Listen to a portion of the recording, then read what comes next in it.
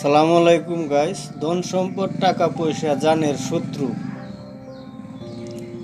টাকার টেনশন। এক রাজা ছিল, তার রানী এক গরিব লোকের গান শুনে মুগ্ধ হয়ে রাজাকে গান শোনাতে আবদার করে।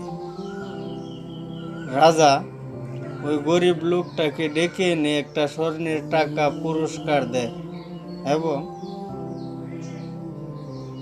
আরো গান গাইতে বলে। পরের দিন আর গান শোনা যায় না। পরে রাজা আবার ওই লোকটাকে ডেকে আনে এবং জিগায়, গান গাও না কেন?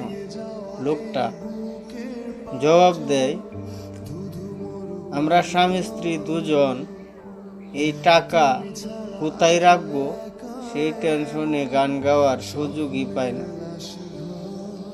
পরে রাজা রানীকে বলে, এবার বুঝে নাও আমি কেন গান গাইতে পারি না।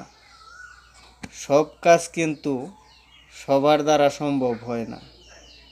তা আমি কি বোঝাতে চাইছি আশা করি আপনারা নিজেরাই বুঝে নেবেন। ভালো লাগলে লাইক কমেন্ট শেয়ার করে দিবেন। এখন এতটুকুই। আসসালামু আলাইকুম।